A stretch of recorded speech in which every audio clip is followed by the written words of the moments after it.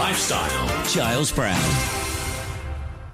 The Dogs That Saved Me. Everything dog training taught me about my life is a new book by Adam Spivey. First became obsessed with training his dog Sammie. He never could have guessed he'd one day be at the helm of the world's leading online dog training community. Delighted to say, I just realised I probably said his surname completely wrong, but I'm about to find out in uncertain terms.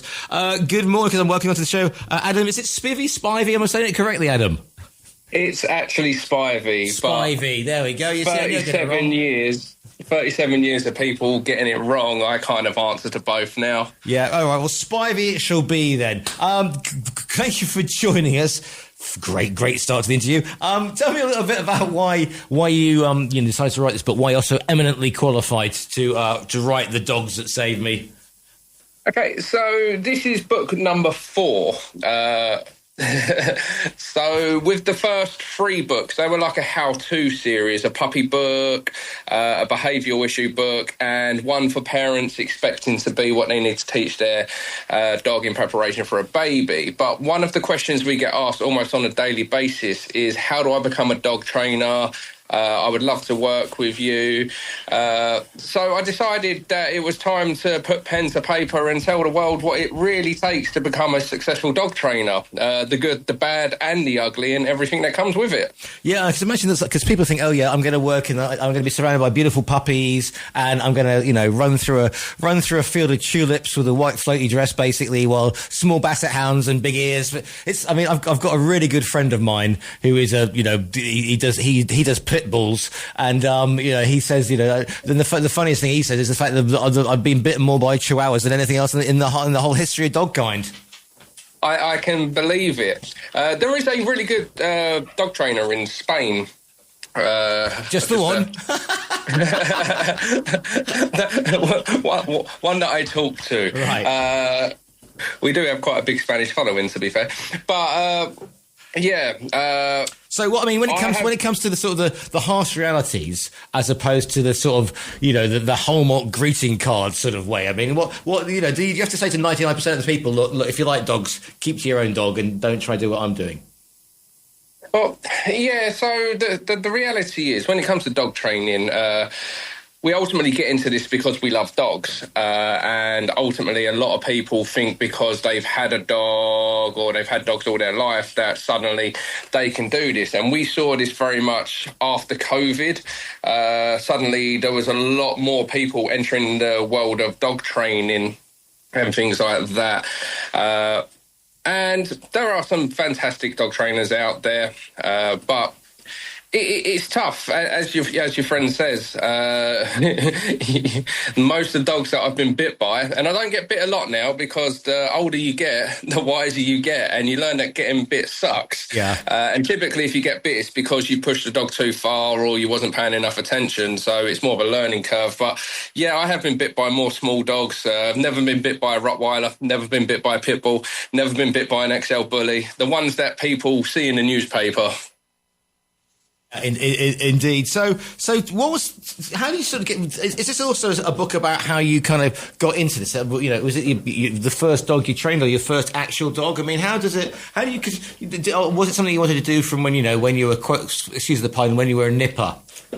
No. To be fair, I wanted to be a professional footballer and then realised I couldn't do that. And then I wanted to be a WWE/WWF wrestler.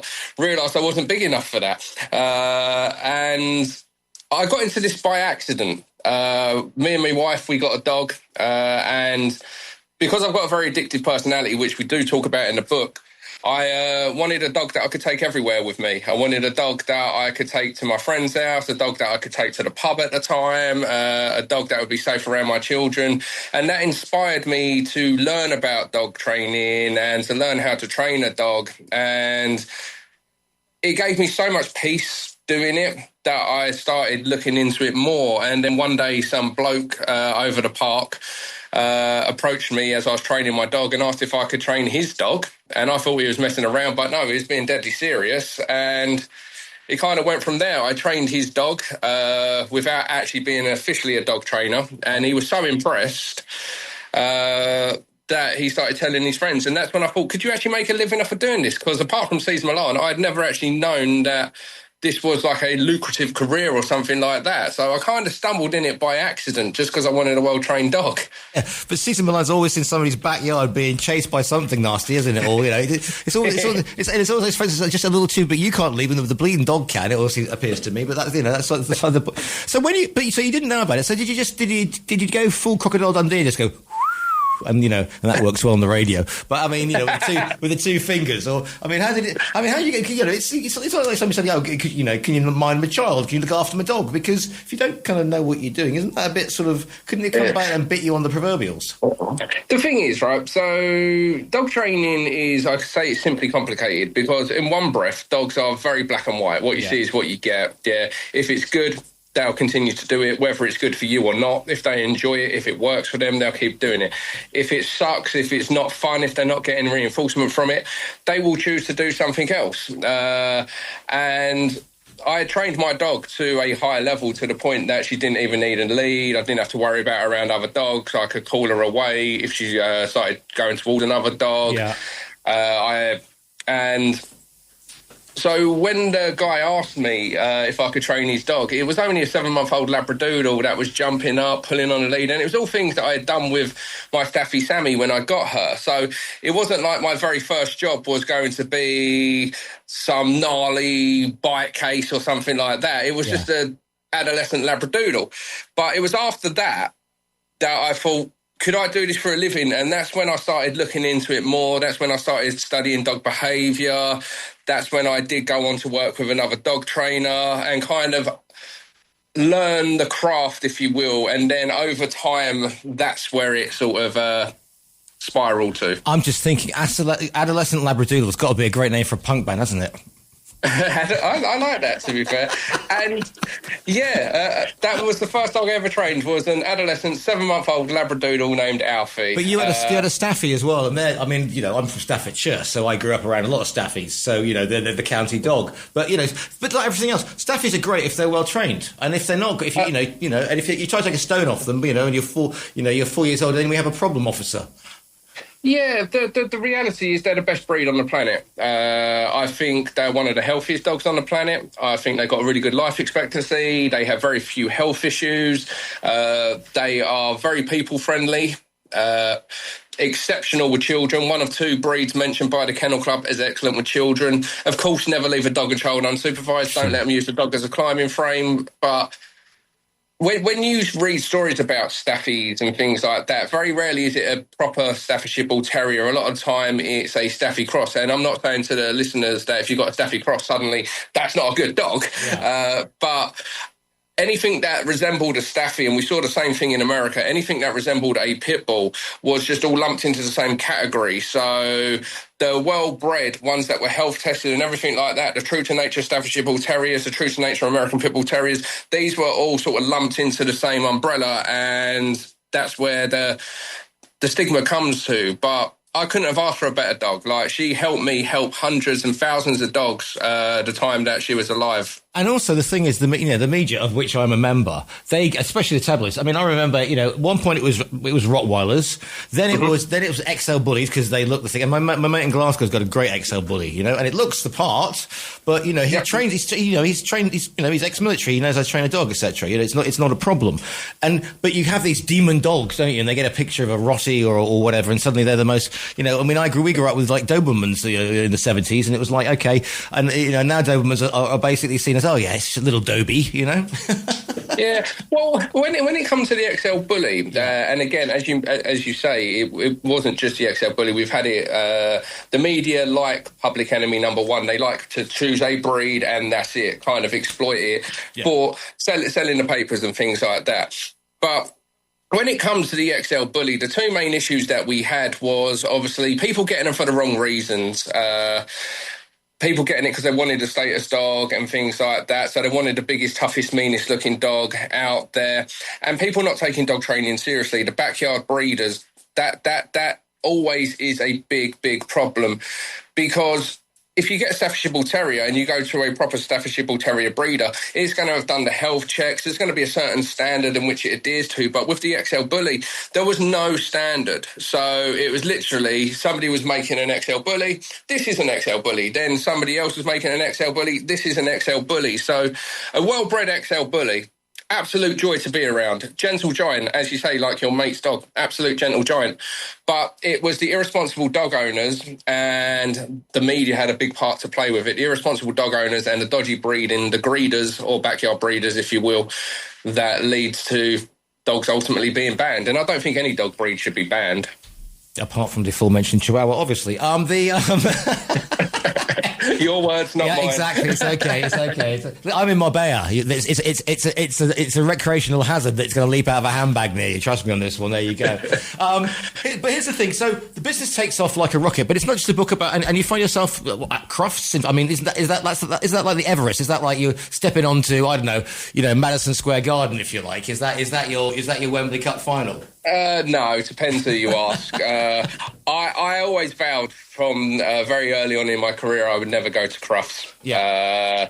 Because I don't like what it represents. If you look at the dogs that they're showing, dogs that have won, even like the most recent dog that won at Crufts, the best in show, that dog's eyes were so droopy and deformed. That dog was overweight. That dog was a really unhealthy example of the breed, and these are saying that this is the best example of the breed. And we saw it with a German Shepherd. The German Shepherd that won one year, his spine was so sloped that he could hardly walk. And they're saying this is the best in show. I only went there by accident because we were working with a company based in Australia. And they asked us to come down to meet the guests, meet their staff and everything like that, because they were down from Australia. So we were there as guests. We bought our tickets. We didn't have a stand or anything like that. But when we got there, they was like, look, if you want to freaking put your books on our stand, we don't mind. So I put a post on Instagram saying I was going to Crufts, and we basically took over Crufts. There was lines all around the building of people queuing up to come and say hello to me, to come and shake my hand, to come and ask me for advice about their dog, to get a book.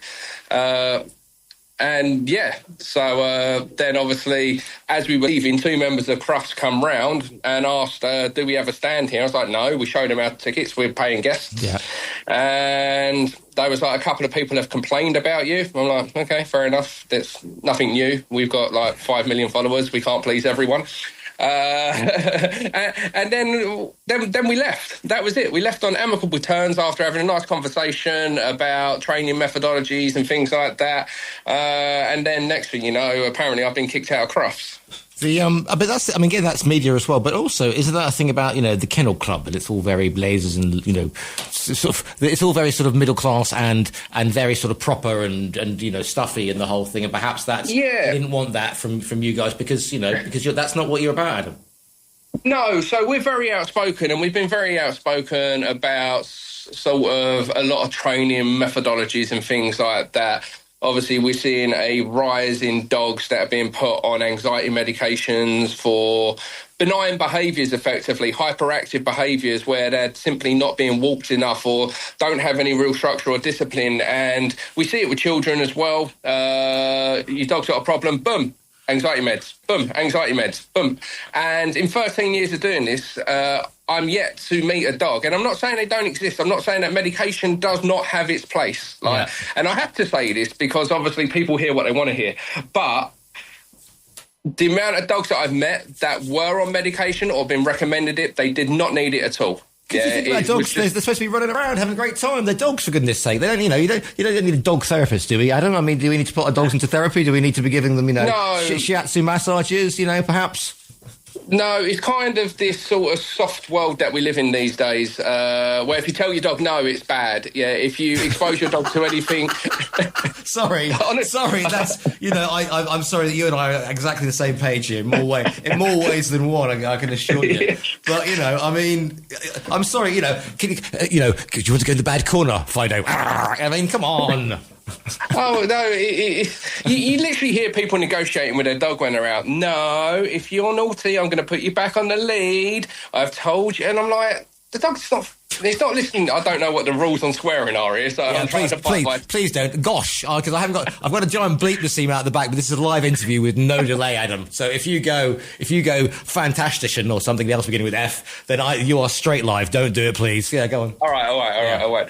But people, like I said, we live in this world now where if you expose your dog to what makes it uncomfortable, it's considered bad. If you tell a dog no, it's considered bad. And what's happened is the almost softer we become, the higher the rate of dogs being surrendered to rescue, the more dogs are being euthanised, the more incidents we're seeing in dog parks, the more people we're seeing being bitten, the more we're seeing a rise in medication. And as I said, it's not to say that medication doesn't have its place. 100%, there will be some dogs out there. Same as people, there'll be some people out there that got great benefits from medication. But I think a lot, it's almost sort of jumped to as like a quick fix. And it's more about egos than it is about helping the dog with a lot of dog trainers these days. This book isn't just about about dog training, is it? It's about how you sort of like, unfortunately, you lit a rocket, didn't you? And off you went, like. And the next thing you knew, you're getting, hey, the benefits of fame, you're getting trolled. Oh, fantastic. People you never met before have got opinions about you. Now, I do radio, so I get told on air quite frequently what a complete waste of space I am. But I was trained as a journalist. I was a tabloid hack for a while. Therefore, I'm used to being told to F off on a regular basis. If you're not trained for it, it can really hurt hard. And also, if that on pressure... And, I've got a history with a few naughty things I shouldn't have done in the past, and that was my crutch. And you've had a bit of a thing with that, apparently, yourself as well, Adam. Yeah, so, I mean, I've always been a bit of a wild child, a bit of a adrenaline junkie, if you will. Always liked to chase highs. And, obviously, I grew up around the drugs and alcohol scene, and it was very much on a Friday night after work, go down the pub. And that was normal for me. But where it kind of went a bit belly up, if you will, was obviously very quickly, almost overnight, we just blew up. And when I started this, we was growing, but we was growing at a steady rate, a rate that I could cope with. So to all of a night, pretty much overnight, to have like 1 million followers on TikTok. It was alarming. And then obviously because during the COVID time where we didn't really have dogs to train, everybody just sort of got very stressed, very nervous, very almost territorial. We started seeing dog trainers attacking other dog trainers. It hasn't really stopped, but it was so bad because people had nothing to do. So they would start attacking each other, calling each other out. And with the success, we was having a nice life. My children were having a nice life. I was having a nice life. And every time it was growing, I just had this overwhelming fear that it was going to stop. It was all going to end tomorrow, that it was a dream. And I couldn't sneeze without somebody knowing my business. I couldn't walk down the street without somebody recognising me. And I didn't feel like I had any sort of privacy or anything like that. And all those pressures led to me sort of drowning out the noise in a very unhealthy manner. And also, I suppose you're trying to keep that. You've got a young family, you've got a partner, a wife, and that's not good, is it? I mean, because you get the sort of the guilt and it kicks in again, and you just keep pushing through, and you get a bit of imposter syndrome, and then you really are mucked, Adam. Yeah, no, it's literally I struggle to be able to celebrate the success, and it's something that now I can look back on. I've got much better coping mechanisms these days. I'm a much more positive, productive individual than I was back then. But as I said, it was one of the ways that I was so worried that I was going to do something wrong. I was going to mess up. It was all going to end. And obviously the trolls, they get in your ear and everything. Yeah. Like, you're seeing things, and still, like I said, even back to the Crufts, like, but I laughed about that because when it comes to Crufts, I was like, you've made it when you are front page of a tabloid and it's a completely made up story about you. But it's Yeah, it's difficult when you've got people literally watching you, wanting you to fail. Well, the thing is, you see, that's a couple of things, but also people only see the you that gets presented on social media. And you didn't ask to be a social media person. It's not like, you're not like an influencer. You're not like a Kardashian with a chihuahua in a handbag. This is a recurring theme, Adam. There will be chihuahuas in handbags all the way through this interview. But the thing is, it's not, you didn't get on to say, hi guys, I'm going to be an influencer. You just are good at what you do, and you do it, and people like it. And people only see that 2D on a screen of you, and they don't actually realise you're a human being, and you can be all bluff and the whole bits and pieces. And I'm not saying you went home at night and cried and, made Teddy's fur all soggy. But you know what I'm saying here? People have got no effing idea about how you get through the day and what your life is really like. And so they just troll you. And you can go, yeah, but, in the wee small hours of the morning, you're thinking maybe they're right. Something goes in your system. It's, like I said, I mean, anybody that's ever sort of been trolled or had to deal with negativity and things like that, it's very difficult, as you say, particularly in the beginning when you're not used to it. Because we had a small following to begin with, the majority of people watching us were people that were following us. Now we're having people following us just to watch us fail. They would literally go through hundreds of videos of ours and share, like, if anything gets shared from us now, it's nothing new. It is literally videos from years ago, yeah? But these people are sifting through videos. They're going, no, I'm ignoring that one. Ha-ha! He said something here that I don't agree with. Aha, Moriarty, I have found a chink in your arm. Oh, that's it. I'll give up on it. Yeah, and it is, like I said, all I wanted to do was just educate people. I saw a problem in lockdown, people buying puppies, people not having a clue what they were doing, moaning about puppy biting, moaning about toilet training, moaning about destructive behaviour. And I thought, you know what? I've got nothing else to do. I'm not going into people's homes, so let me do some 30-second tidbits on dog training advice. Yeah. And it sort of blew up. And because I was myself, and that's the other criticism, we're a bit like Marmite, people love us or people hate us, and that's because I am myself. Obviously, I've got a filter on today because we're live on radio, but I swear I'm myself. I'm very brash. I don't beat around the bush. I tell people what they need to hear, not what they want to hear. And the people that listen, they get incredible results, and our results speak for ourselves. But the people that don't really understand Essex might think that I'm loud and rude, but no, we're just loud in general from Essex. I'm not posh, I'm not well-spoken, I'm not well-educated. I'm passionate. Yeah, all right. So if this was a Hollywood movie, if we were making the Adam Spivey story, there'd be a moment, where you're at your rock bottom, and then, the puppy comes in, not a chihuahua in a handbag, but the puppy comes along and it licks your face, and suddenly, bidding, and everything, you turn your life around, etc., etc. Now, 9 times out of 10, Adam, life doesn't operate like that, especially if you're dealing with addictions. So, what was the moment? Did you, was it you just got up in the morning like, I didn't thought, right, can't do this anymore, need to do something about it, and you thought, well, I got all this great stuff going on, concentrate on that? Yeah, well, I had many mornings for months and months and months of me saying I can't do this anymore, looking in the mirror, going, what is wrong with your life? You got young kids at home, you got a wife, you got a business, successful business, and yeah, nearly every morning I'd wake up going, this is the last time. But no, truthfully, what happened was I went out and got a message from my wife that basically said that she was done, that she can't do this anymore, that I keep telling her it's the last time. And I knew in that moment if I didn't go home, it was game over, and I would have lost everything. I would have never been able to come back.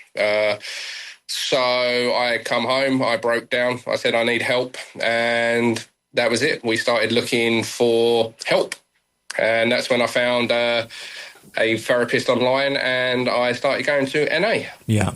I mean, help's there if you need. This is the thing, but Robert Downey Jr., who's something of a hero of mine, said, there's all the help in the world out there for you. You just have to have the proverbials the cojones, as we say, to reach out there and grab it. And then if you're serious with it, somebody there pick you up, mate.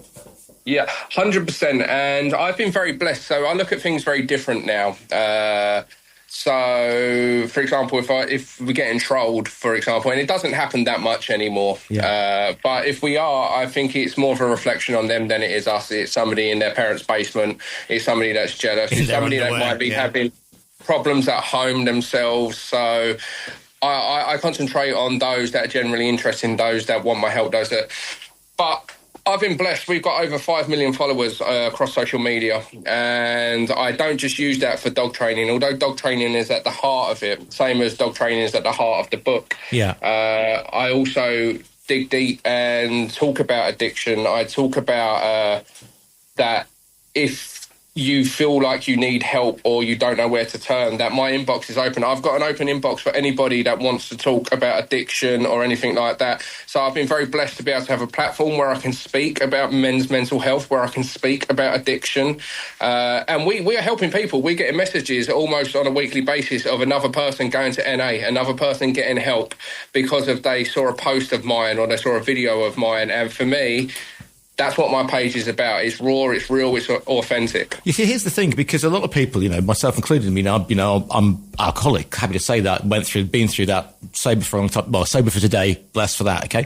But it's like, if you don't make it the central point of your life, but if people want to find out, they'll come to you. But sometimes if you make it the centre point, come in like on a white fluffy cloud, going, you will do this, and you can be like me. People get a bit scared by that. But you're a regular guy. You have a situation here with dogs, and that's just part of the things that you went through to get here, man.